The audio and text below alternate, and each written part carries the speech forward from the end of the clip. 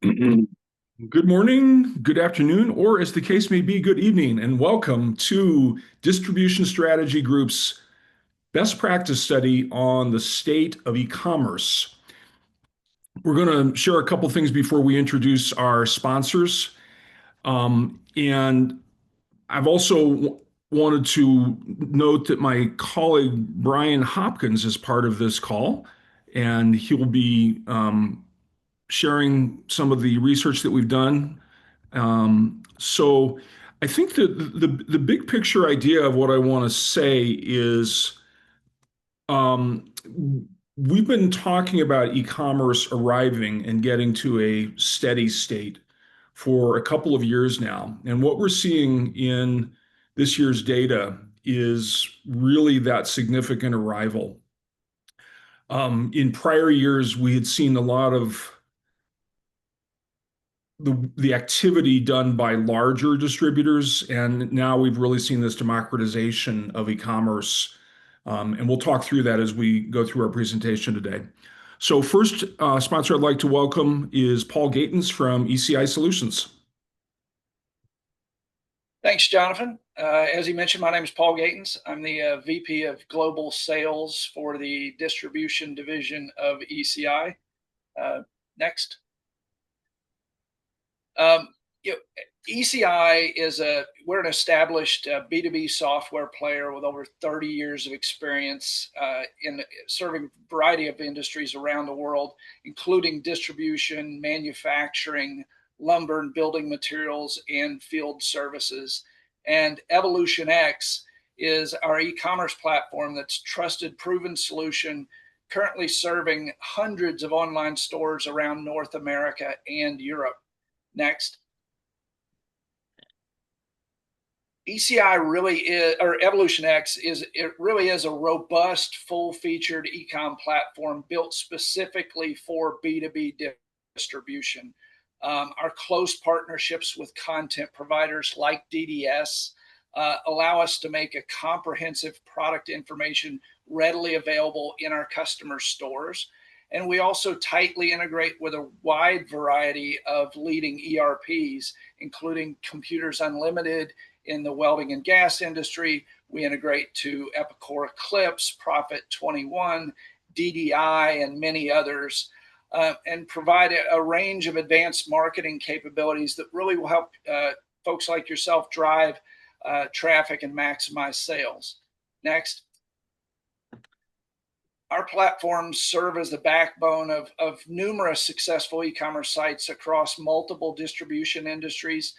We serve, industrial safety and MRO. You'll see some of the logos here on the screen.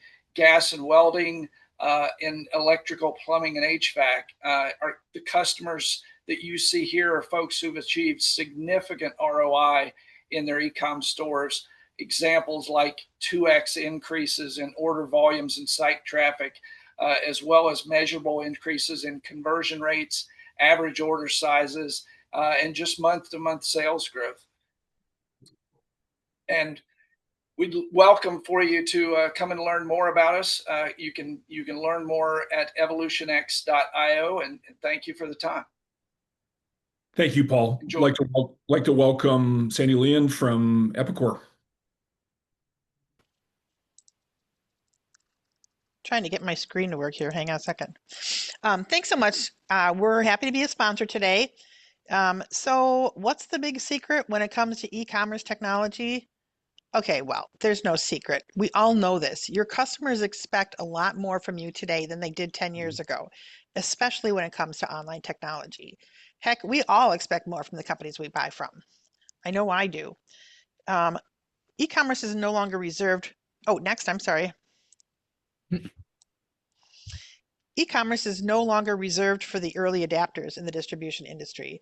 As Jonathan talked about in the beginning, research company McKinsey actually reports that 1 in 3 buyers would choose a vendor based solely on their ability to place, pay for, track, and return orders online. That says a lot. Next. Today, we're going to hear the results from DSG's State of E-commerce research, how many of you are successfully integrating digital channels into your go-to market strategies. If you don't have e-commerce capabilities, or what you have isn't working for you, we're here to help. Our e-commerce solution enables distributors to deploy a website that's intuitive and engaging, but also contains B2B capabilities that are going to allow you to support your customers' procurement processes. As you listen to this webinar and think about your e-commerce plans for 2026, think about Epicor. If you're in the market for new tools to support your growth, we'd love to chat. Thank you so much, Sandy. I'd like to welcome Benj Cohen from Proton.ai. Thanks, Jonathan. Hey, everyone. I'm Benj, founder and CEO at Proton. I grew up my family's distribution business and saw early on just how hard it is for distributors to grow, especially when your data is a mess and none of your systems talk to each other. Next. That's why we built Proton. We're an AI-powered platform that gives distributors one connected system to help your team sell more with less manual work. We just opened the waitlist for our new PIM. It cleans your product data and automatically fills in missing specs using AI so that your site search actually works, customers can find the right products faster, and your listings include all the details your customers and reps rely on. The PIM connects directly to our e-commerce recommendation engine so that all that clean data can power better product recommendations for customers. This helps you convert more of your web traffic without extra effort. And here's where it really comes together. When you're ready to roll out Proton CRM, it's already built on the same foundation. This approach gives your reps everything they need: product information, pricing, customer history, all in one place, and makes it possible for our AI to guide your reps to the right customers to talk about the right products at just the right time. So whether your team is selling online, on the phone, or out in the field, Proton's platform gives you one system to grow together. On average, teams using it grow 2.6 times faster in their first year with Proton. So if that sounds something like your team could use, check us out after the webinar, proton.ai. And one last thing, if your e-commerce site is a priority right now, we built this free tool, which is called a product grader. You drop in a link to one of your product pages, and in 45 seconds, it'll give you a list of what you could do to improve your product data online. So if you scan the QR code or go to our website, you can check it out. Thank you, Benj. I'd like to welcome Dwayne Dosher from Shopify. Thank you. Appreciate it, Jonathan. And thank you to all the other sponsors here today, too. I think it really does indicate the significant arrival of e-commerce. Many of you know Shopify as a B2C platform. We make it very easy to start a consumer business, but we are also here in B2B. The same scale that we provide to our retail merchants, the same type of innovation that we're providing with 4,000 developers, world-class checkout available, and scalable to 42,000 checkout starts a minute. It's all available for B2B as well. On the next slide, we do see, Shopify as being a B2B growth engine. Many of our Shopify B2B sellers are seeing rapid increases in self-service orders, significant increases in reorder frequency, and all of that bundled with a significantly lower cost of ownership than some of the incumbent solutions that were hinted at the start of the call. As the other sponsors have shared on our next slide, we are being chosen by some of the largest names in B2B, including distributors in the B2B, in the industrial distribution big list, the top 50 list. A recent example is Lawson. They selected Shopify for Lawson.com, but also for several of their other brands. They're doing 1 billion price updates per day in Shopify and are achieving success and going bigger with us. We're also integrated to common PIM platforms such as Stebo. Lawson is using Algolia for world-class search, and the entire implementation for Lawson was about 4 months. If you'd like to know more about Shopify B2B, my contact information is on the next slide, or you can scan the QR code and get in touch with us for a platform demo. We'd love to hear about your most complex use cases, and we're open to being challenged on if we're ready. My claim is that we are, and we look forward to hearing from you. Thanks again, Jonathan. Thank you, Dwayne. Thank you so much. I can tell you all of the sponsors today have played a role in some of the data that we're going to see because they are present in the distribution e-commerce world. So thank you for that. Brian and I conducted a survey. We do a survey every year for this state of distributor e-commerce. I believe this is number 14 or number 15. So we've been watching this for a while. Most of it is from distributors. We had about 600 respondents from a variety of sectors and uh, good spread of different revenue brands. So about half of them were under 50 million. Um, about an eighth were above 500 million, and then the remainder were in that 50 to $500 million range. Um, Variety of sectors, significant representation from industrial, electrical, safety, HVAC, plumbing, building materials, hardware, um, several others as well. So we're going to look at some of the different aspects of how these sectors are using e-commerce because it's not a one size fits all. I think Dwayne's term of arrival is really key. I mean, it has been arriving for a while, but what we're going to see is it's really at a different point, and it's particularly in the down market part of the distribution industry.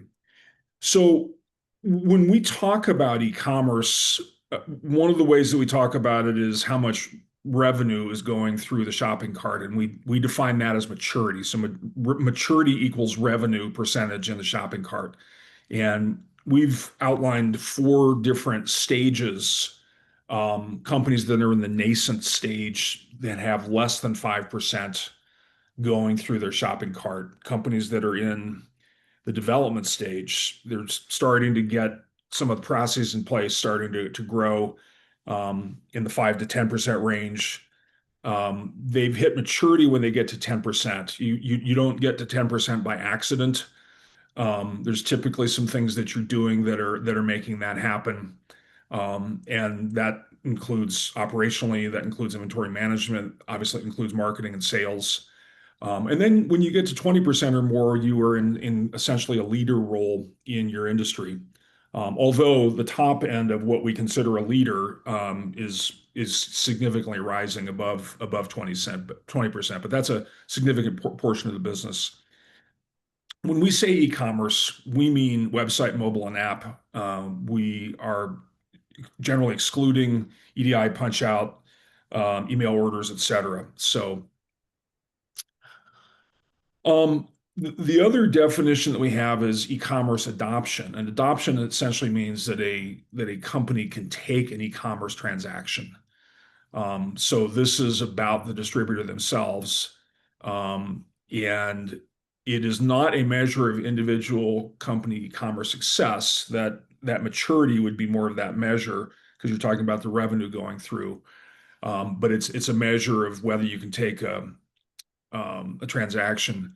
We looked at about 30,000 different websites this year. We really expanded the search and much more comprehensive, and particularly below 50 million. So a lot of our data in the past was focused more on the above 50 million. Here's one of the things that we've really seen over the years where we've done surveys of distributors, working with distributors, working for distributors, as well as surveying end customers.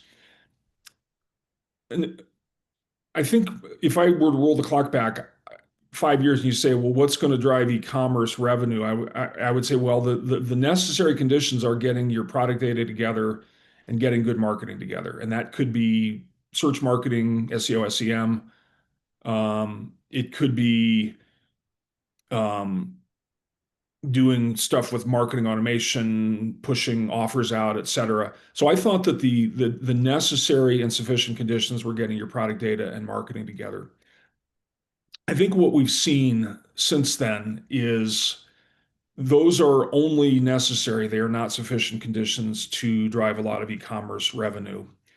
A far bigger predictor of how much revenue is going through your shopping cart is around the product complexity, around the transaction and the logistic complexity, and then really how the customer prefers to purchase. So for example, if you have complex products, let's take something in the hose sector, there's a fair amount of customization that's done anytime somebody buys industrial hose. That's a little harder to go through a shopping cart. Things with high value add. So that's a product complexity dimension, or things that have significant configuration. Things that have significant logistic complexity, make it harder to go through e-commerce, if it can be something that's delivered by common carrier. And then finally, the biggest determinant in all of this is how the customer prefers to buy. We've seen this. I'll just take an example in the electrical industry. So the electrical distributors are selling to electrical contractors. They're selling to industrial buyers. Those industrial buyers are very unlikely to put an order in a shopping cart. That order is going to be coming from a purchasing system. And so that's going to have a big impact on how much is going through the shopping cart. What we'll see as we go through the process today, though, through the presentation, is that shopping cart is not the only predictor of, or is not the only success metric. There are ways your e-commerce initiative can be wildly successful without, Amazon levels of revenue going through the shopping cart. Each year, we also survey some of the manufacturers to see where things are going longer term. And so this is showing their revenue by the channels they sell through. So they have direct channels, direct to end customer, and then they have more traditional distribution channels through distributors. And you can see that in the bottom part here, the revenue that they expect to go through traditional distribution is expected to drop a few points by the end of the decade, which is closer now than it was yesterday. And also, the move of going to a pure digital distributor is expected to increase. So when I say a pure digital distributor, I mean one that doesn't really have brick and mortar at all. And there are numerous examples of these, and they are growing. In fact, a lot of the younger distributors, like the companies that have started in the last 5 years, are pure digital distributors. In addition, they're expected to shift part of their revenue towards marketplaces. Our definition of marketplace is multiple sellers, one platform. So your e-commerce site is not a marketplace, most likely, unless you have other sellers. I don't mean suppliers, but I mean other sellers.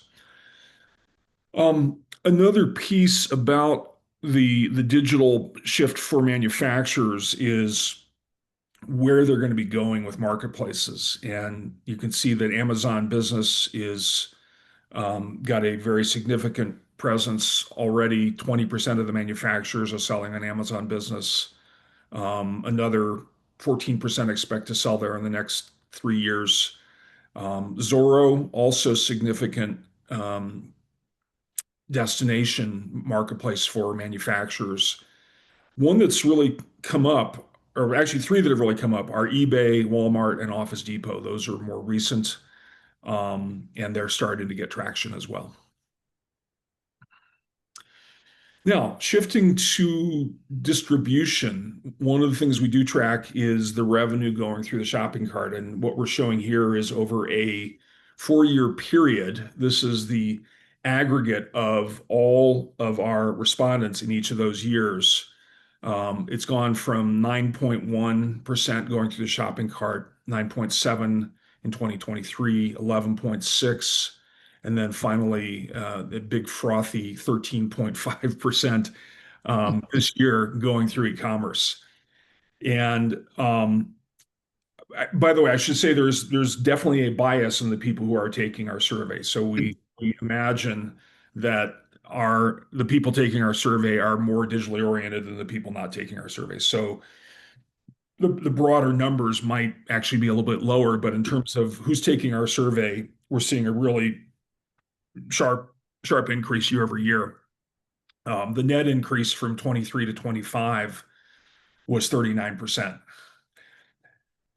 One of the things that we've been predicting for a couple of years is the growth in the under $50 million market. And just in this last year, the under $50 million market, the revenue grew 100% in terms of the people taking our survey, which is really, really tremendous. It means they're getting that traction. So if we were to play these numbers out a couple of years by 2027, if we just took a 15% growth rate, you'd be at at about 18% in terms of the big number for 2027. Brian, thoughts or insights? Yeah, well, I think what's interesting is that you're seeing the smaller distributors now being able to catch up with the large ones. It used to be a game of the big guys are always going to win. And I think with the tools that are out there, we've heard from some of them today, the tools that are out there available for distributors down market have never been better. Yeah, and they've never been more affordable. I remember many years ago, when I was building e-commerce sites, we built a B2C e-commerce site to compete with John Elway, Gretzky, and Michael Jordan. Might want to pick better competitors, but that was a $2.5 million website, and then 3 years later, that was $1 million website, and then you just sort of see that curve come down, and so I think that making that affordable. By the way, the sponsors in this call are part of driving that because they're bringing affordable solutions to the lower part of the market is a really big thing. I think the other thing is there's know-how, there's product data, so there's a bunch of things that make it a lot easier, a lot less friction to create a meaningful e-commerce presence than it was. Yeah, I think it's going to shift here soon, and we'll talk about this here in a second, from merely presence to experience. So as the larger players who've had presence for a while, if they don't start shifting more towards a customer experience, then that becomes an even bigger detriment. 100%. And our customer survey data on customer experience really emphasizes that as well. Here's now looking at the adoption, where we looked at a bunch of websites, 30,000. And one thing that's really noticeable is that the adoption rate, all of these numbers start with a two. So it's not the case that, 50% of the $1 billion plus is doing it, and then 5% of the sub $10 million range is doing it. These numbers all start with a two. So they're all kind of in the range, even if the larger distributors tend to be doing a little bit more. And that's more of this democratization.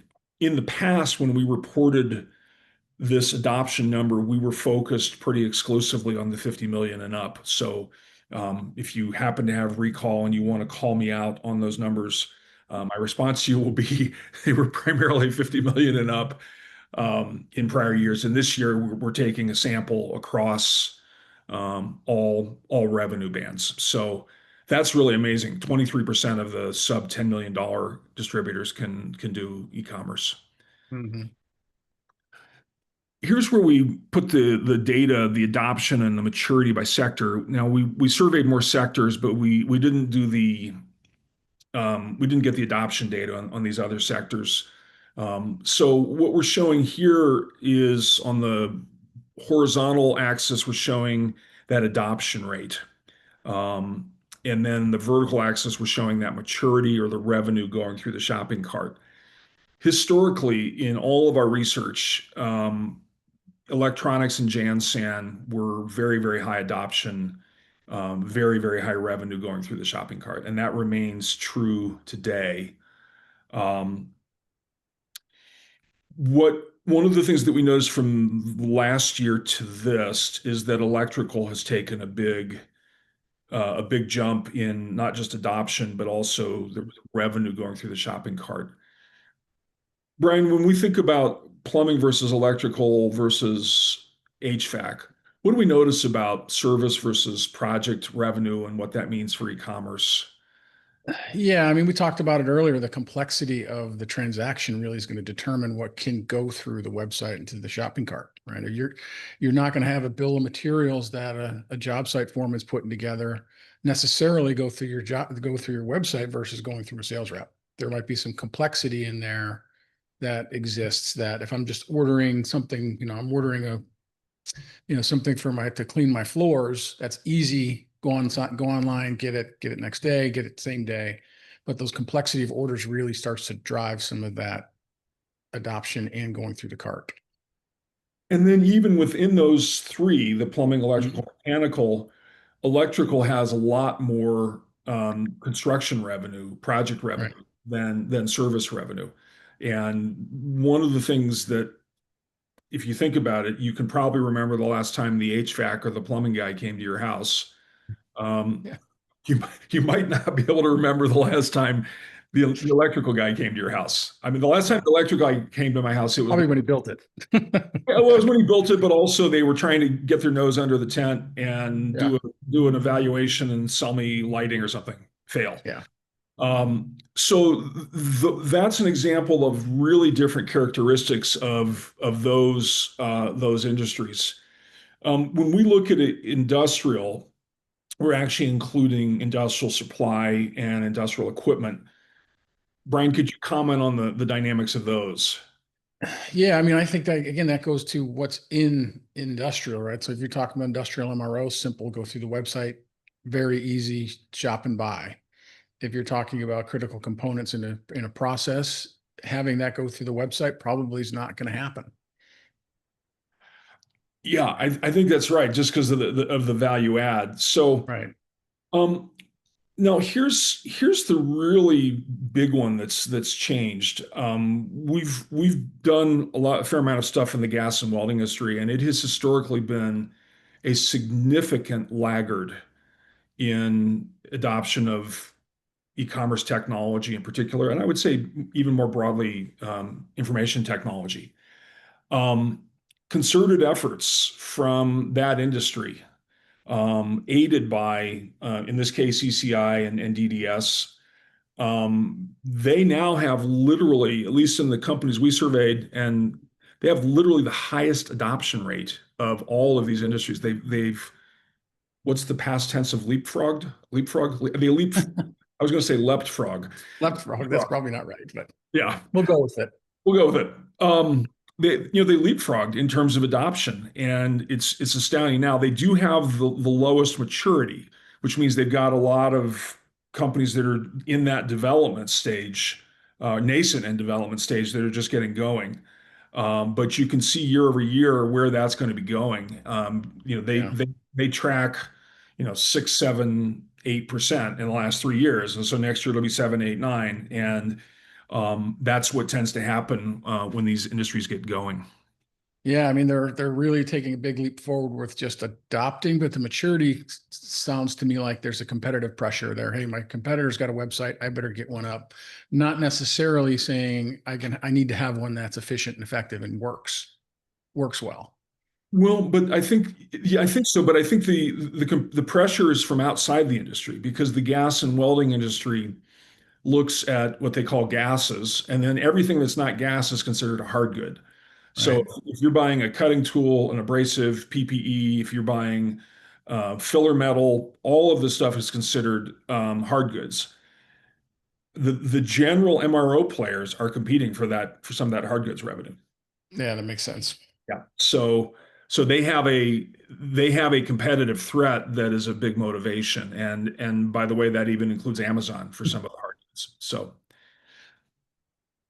when we look at where things are going in terms of the percentage of distributors that are mature, that are in that leadership phase, that are in that above 30% rate phase, we see really steady and significant increase in distributors at the maturity and leadership levels. You just track over a 4-year period, 28 to 39% of the Yeah. distributors are at least at the maturity level. 21 are now at that leadership level. It's huge. And then even the plus 30% level. The ones that were really noticeable that were above 30% is Jansan, which is a really, really simple transaction. I mean, unless you're buying capital equipment in Jansan, a lot of that is very simple transaction. So that goes through shopping cart safety, unless there's significant solutions involved. Safety is a simple transaction, and then electronics continues to be strong as well. So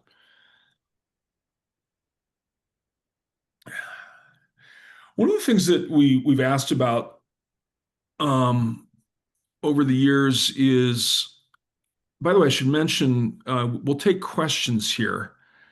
So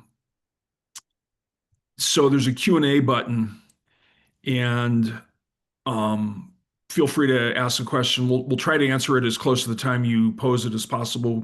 We may make a decision to defer till the end. So one of the things that we look at is what is actually driving e-commerce demand. And as I mentioned before, I had previously thought that getting your marketing together was a sufficient condition, marketing product data was sufficient condition to do that. Now they're necessary but not sufficient.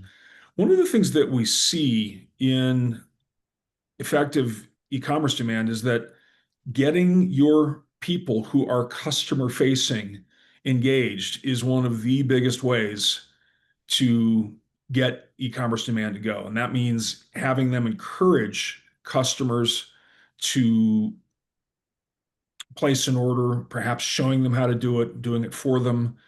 That is the biggest way to drive e-commerce. By the way, if those people aren't on board, that's the biggest way to kill e-commerce. So that is really essential to get the field sales people engaged, making sure they are comped for all e-commerce revenue, and then they will feel comfortable sharing that with. Yeah, and I'd say people are obviously most important in making that demand happen, but how you deliver that message is equally important, right? If you have an inside person or a customer service person say, "Hey, go to our website," next time the customer picks up the phone and asks you a question, instead of transitioning to say, "Let me help you with that, but by the way, can I show you how to self-serve?" Things like that make a difference in the way customers adopt. Absolutely, yes. Um, we have a question on adoption. Actually, I want to defer this. Let me finish this on the marketing piece, and then we'll answer this question about adoption. So one of the things that we noticed, though, is that pay-per-click and marketing automation showed a large increase over the prior year. And marketing departments are being tasked with doing more with the same resource. And so marketing automation is a really powerful way to do that.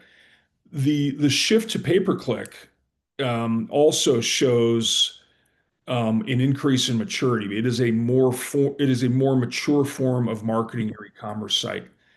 And so I think that's more evidence.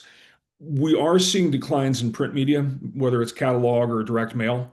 I think if we looked back 10 years ago, those were genuinely good methods for driving e-commerce demand. Somebody looks in a catalog, they go online to buy, or they get stimulated by a piece of direct mail and they go online to buy. So the first question is, how do you see the adoption and/or inclusion of AI into e-commerce? How do we see that affecting adoption? I'll take it. Yeah, Brian, go ahead, Brian. yeah. I think we're going to talk about that in a few minutes here, but I think the ability for you to be able to serve up your product data in a way that these Gen AI solutions can see it and understand your intent and be able to deliver it to your website is going to be really important. And some of the bigger players, the marketplaces of the world, the Amazons of the world, they already have AI built in. So it's better able to understand your intent versus your actual thing you type. So that's going to change dramatically the adoption. And so that shows up in terms Mhm. of the on-site search, right? As Yeah. well as As well as Gems. Yep, exactly. So we talked to a distributor recently in the food industry, and they've created a e-commerce solution where they're selling to food service, and the customer wants to be able to make tacos. So they say, tell me what I need to make tacos, rather than searching for cheese, guacamole, salsa, whatever, the tortilla, whatever the elements are. You can say, look, this is what I'm trying to do. You can essentially give it a description of what you want, and it figures out what you need. So there's a lot of ways in which it's affecting adoption, and making it easier for distributors to deploy, including creating product taxonomy, the automation of product taxonomy creation. So we're just getting started here. Okay, you discussed level of interest percentages of manufacturers looking to sell in marketplaces. Is there a breakdown by vertical? I do have that data. I don't have it in this deck. I can follow up with you after this if you're interested. And then with regard to PPC, I saw that Google CTR declined over the last year by approximately 30%. My question is, should we continue to use PPC in bidding if AI continues to increase through things like A2A? You want to do a brief comment on that now, Brian, and then maybe more later? Yeah, I think the two things we'll talk about here, but the two things, SEO and GEO, those two things combined are going to be the right approach, right? The one's additive to the other, one's not dead, right? SEO isn't dead, despite what people might say, but they have to be complementary of each other. And then the number that this person's quoting, I've heard independently as Yeah. well, that the click-through rate, the visit rate is going way down, and that's because people are actually they're looking at a smaller set of sites because the AI is getting them to the Yeah, it's delivering it. I heard a number of 26, so that's pretty close. Yeah. Pretty spot on. All right, so this is kind of leading up to the what we'll be talking about is the GEO, and that's the sources of product data. Oh, this one is Oh, I'm sorry. this is yeah, Go this ahead, is what are people trying to get done? What are they trying to do with their e-commerce in the next year? And so the choices of what they could focus on are improve the customer and user experience, get some efficiency benefit, promote brand, because the e-commerce site, the website essentially is the brand in a lot of ways. Um, increase the quantity and quality of product content, increase product assortment. So get more products on, get integrated with the ERP, and then finally look at other buying methods like punch out and EDI. And actually, increasingly, the order automation is starting to converge. So the big things that we noticed were the increased focus on user experience and customer experience, and that is a sign of greater maturity in the industry. You're not as focused on integrating with ERP. You're not as focused on Hmm.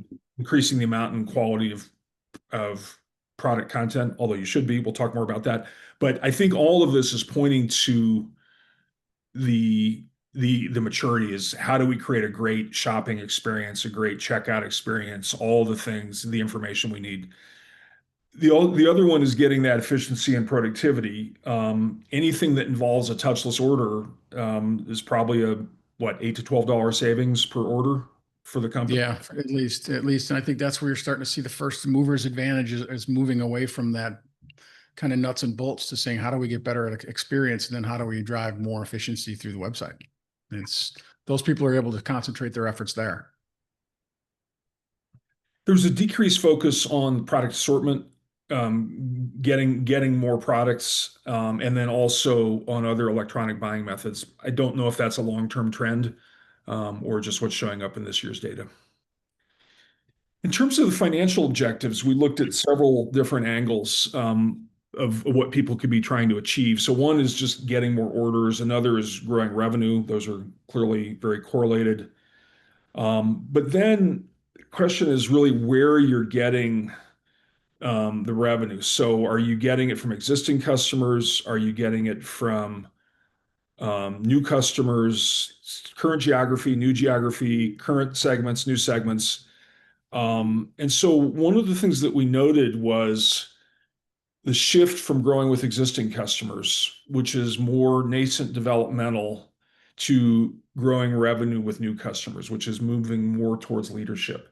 I would say that in retrospect, when I spoke to people about e-commerce 15 or 18 years ago, everybody had the naive idea that they were going to be the next Jeff Bezos. Oh yeah, well our main business is in Kansas and Missouri, but we're going to sell across the country. We're going to sprinkle some of that e-commerce dust across the country. And so many people have that objective.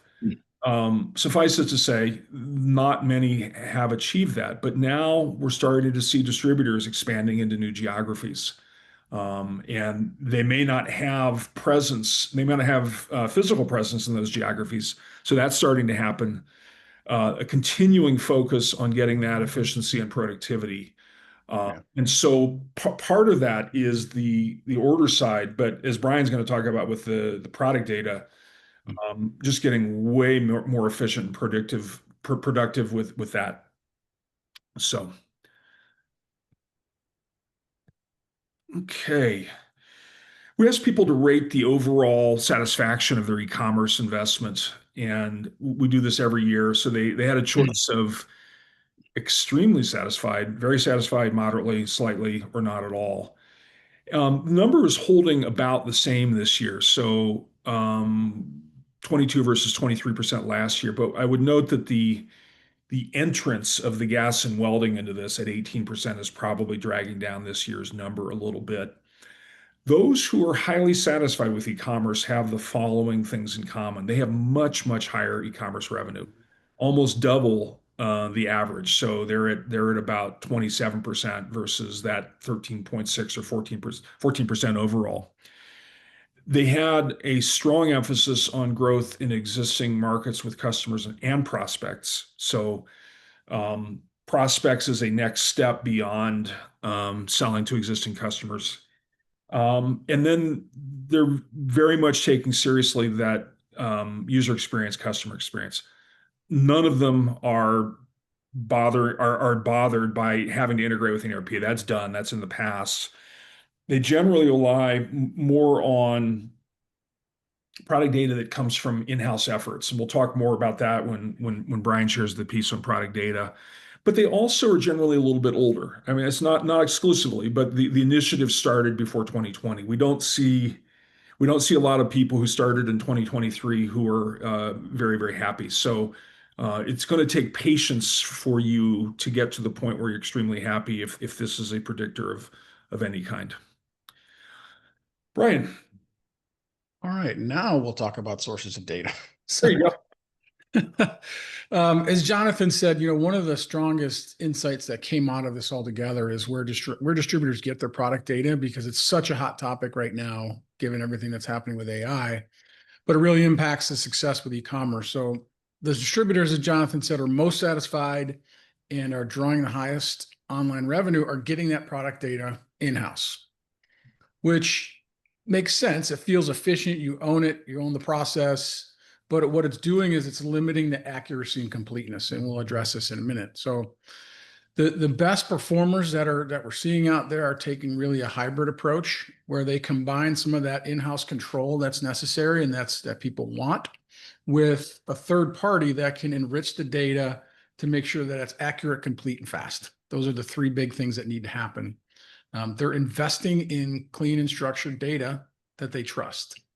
And the reason that's important is because as GEO, and we'll talk about it in a second, AI-powered search, those are only as good as the product data that it's built on. So unless you're at a point where you're investing in both things, inside data is not going to get you where you need to go. Next.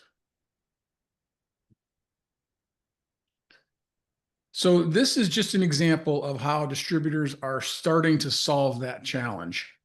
So this is Proton. You saw they started part of the show. This is platforms, and there's others like it that are AI that automatically enriches and cleans the data.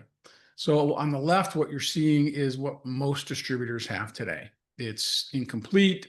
The specs aren't necessarily great. There may be some naming inconsistencies that are in there, and certainly duplicates. It's always a challenge. And on the right, what's happened is AI has kind of filled in the missing data, and it's cleaned it up and merged all the duplicates, all in minutes.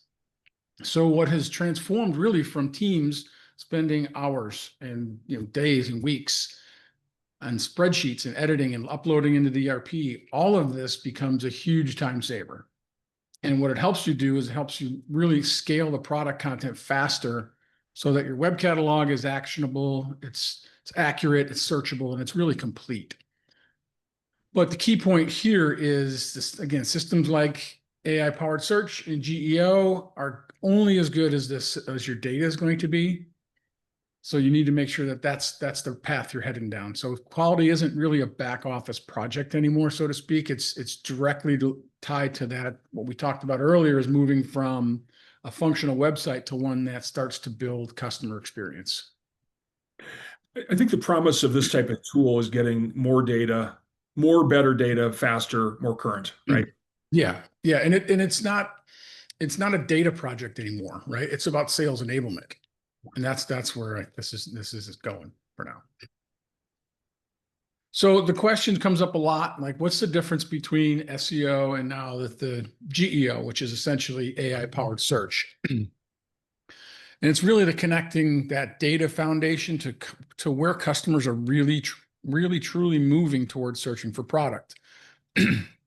Today, most of you understand SEO very well, and distributor websites, depend on you ranking high in Google. It's keyword based, and it really only works when buyers know exactly what they're looking for. Kind of like a part number, a product name, some type of easy description. But at the end of the day, it can sometimes deliver some of those mixed results. And what the survey data underneath said was that customers are really getting frustrated with that model. They want something that's faster, it's more intuitive, and you want to have the ability to find what you need in plain language. For those of you who use LLMs and AI powered tools, you understand what I mean. You want to ask a question that says, hey, I need a 2-inch stainless valve for a food grade system. That's what you want. If you put that in a normal search engine, you're going to get a lot of information that's not necessarily relevant because it doesn't understand. So the difference is that GEO, or AI powered search, really understands the intent of your question. So it's returning to you information based upon the intent of your question. So we mentioned this earlier. We're hearing, that traditional web searches could drop to 25 to 30% when people are moving more towards ChatGPT, Claude, Perplexity, those tools that are able to understand the intent, give me what I need, and provide solutions. So the big win here is if the future is that you need to be easy for Google to find you, and you need to be really easy for these AI models to find you. But as I said earlier, GEO necessarily doesn't replace SEO. I think it just builds on it. Brian, do you have a sense of timing on when companies need to be ready for GEO? They need to be doing it now.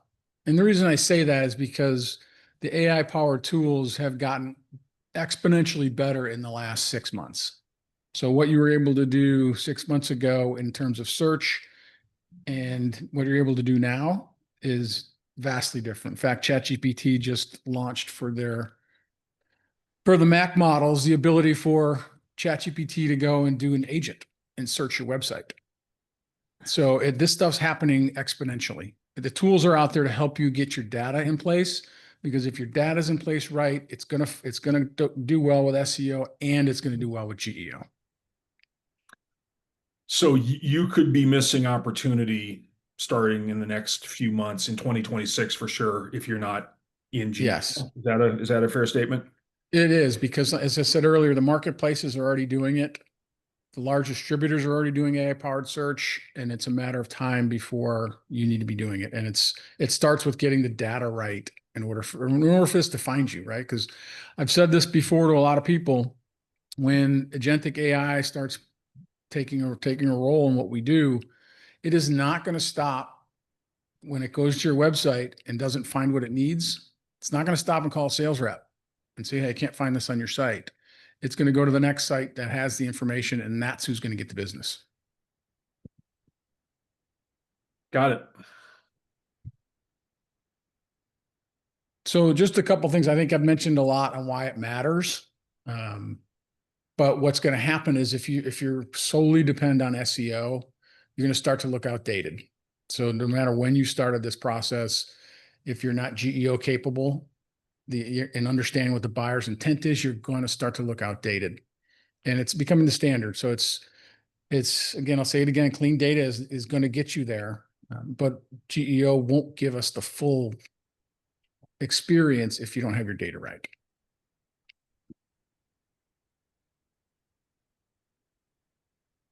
All right, and here is a little bit on the gap. So we've done this for the last couple of years, and we've asked distributors to tell us about their SKU counts and what they believe their completeness of data is.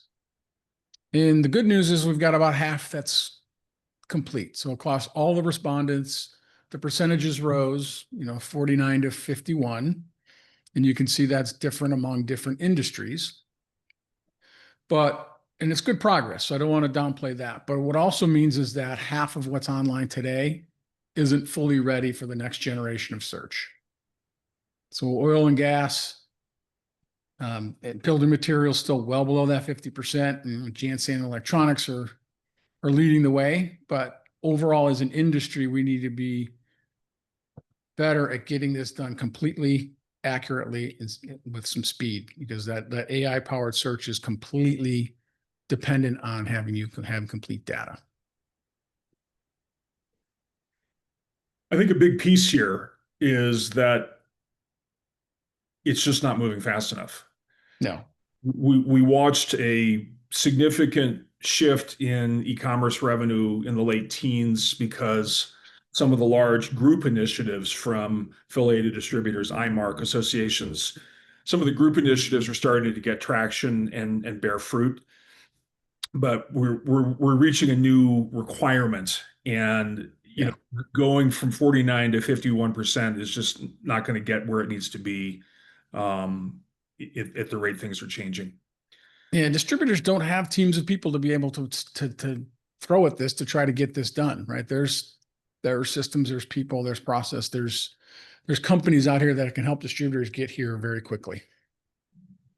Absolutely. Yeah, there's way more know-how than a long time ago. I want to shift to how to think about success. I think we might have another question here. Just as a comment, by the way, we don't tend to answer anonymous questions. So if you want to ask a question, maybe rephrase it as not being anonymous. We've talked to you in the past about this idea of shopping versus buying, and the distinction is when you go to Amazon, you research, evaluate, assess, that's shopping. When you go to transact, you purchase and you order, that's buying. In B2B, it's way more complex than that. In Amazon, you don't really think about the difference of these things because you're at one location, you do them both. But B2B, you could shop online, you could go into a branch to buy, you could shop by talking to a CSR, you could then go online to buy. There's literally 100 different combinations of how you can shop and buy. And one idea that we want to give you, I think is really important. And in the interviews that I did with distributors, I see people are getting this idea more and more, and they're setting expectation with their management. Revenue going through the shopping cart is not the only metric for success of your e-commerce initiative. We've talked about what we call the point guard analogy, where point guard in basketball, I guess must be an equivalent in hockey in Canada. Probably. The point guard's job is to generate points, and they can do that two ways. They can shoot and they can score, or they can pass off to somebody for an assist. And that the combination of points plus assists is how they're generating points for the company. So two historic models in the NBA, Chris Paul, more of a pass first point guard, Steph Curry, more of a shoot first point guard. They both are generating, at least through the time we did this, the same number of points per game, almost identical. So when we think about basketball, the shoot first point guard means somebody's shopping on your e-commerce site and they're buying on your e-commerce site. And so that would be like Janssen, the very high levels going through the shopping cart. What we saw in the past years with electrical and some other sectors is you can have literally distributors who are doing less than 1 or 2% through the shopping cart, where the e-commerce site is generating tons of value because it turns out that the most digitally engaged customers, meaning those who come to your site to find product information, to find out where's my stuff, to do everything except order, are getting good value from that site. Those people are buying way more than the people who are not coming to your site. So when we look at this example with this distributor that had less than 1% going through the shopping cart, and we look at what we call the web assist, where it's passing off to the CSR, where it's passing off to the branch. Um, the ROI, depending on how much you think of what percentage of the time they're looking at product pages as opposed to doing other things, goes from 102% up to about 1,600%. If 15% of the time they're looking at product pages when they go to the website, the ROI is huge. It's like 1,600%. So it's really, really super important to make sure that you not just be evaluated by how much is going through your shopping cart, depending on the sector that you're in. Because as I mentioned before, you may be in a sector where there's little you can do to influence how your end customer actually buys. And so that digital engagement, where we're seeing how much they're visiting websites, they buy a lot more online and offline than less frequent website visitors. So, um, so I just want to come back to a couple things related to this. Just emphasize again, what's going to predict how much is going through your shopping cart is the product complexity, the logistic complexity, how the customers buy. Those are by far the biggest predictors. And if you're in a sector like hose, there's probably not going to be a lot going through your shopping cart, at least for now. I mean, maybe things are going to transform over the next several years, and we'll see more of that. But there are some sectors that are just inherently going to have less revenue going through them. And you have to make sure your management is aware of that. Couple points to wrap up. So there are very different differences between segments. That's what I was just talking about, the sort of transactional characteristics. It's harder to differentiate on e-commerce now than it was 5 years ago. That's because there are so many more players.